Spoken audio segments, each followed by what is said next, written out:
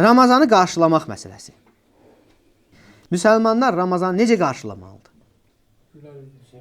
Sevinərək. Ay sağ ol. Sevinərək. Biz bunu hardan bilirik?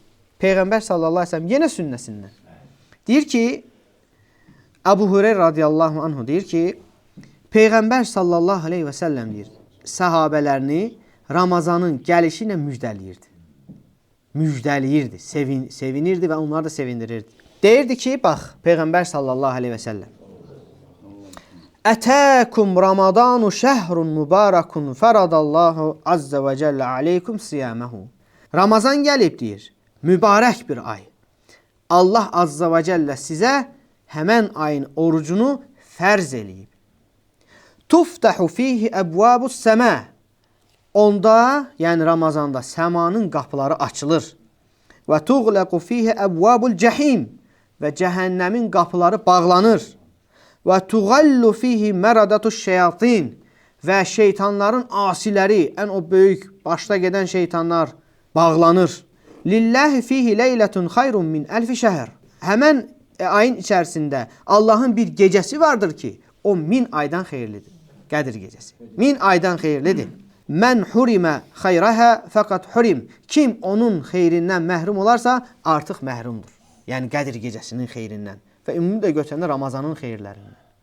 Allah bizi Ramazanın xeyirlərindən, Qədir gecəsinin xeyirlərindən məhrum etməsin. Amin. Gözəl bir şəkildə o xeyirlərini əldə etməyə müvəffəq eləsin. Deməli, bu hədisdə biz nə gördük? Peyğəmbər sallallahu aleyhi və səlləm Ramazanın gəlişini sahabələrə müjdəliyib.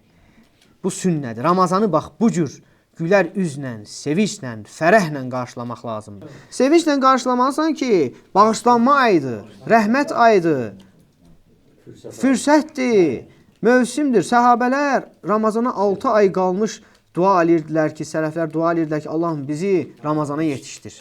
Bax, tacirlərin müəyyən mövsümləri olur. Məsəl üçün, məktəb qabağı, pal-paltar satan, dəftər, kitab satanların sezonudur. Ona hazırlıq görür. Möminlərin də, bax, o cür mövsümləri var, xeyir mövsümləri var. Bax, onlardan biri Ramazandır. Sən Ramazanı, bax, o cür sevinclə qarşılamalısan, üzülməməlisən.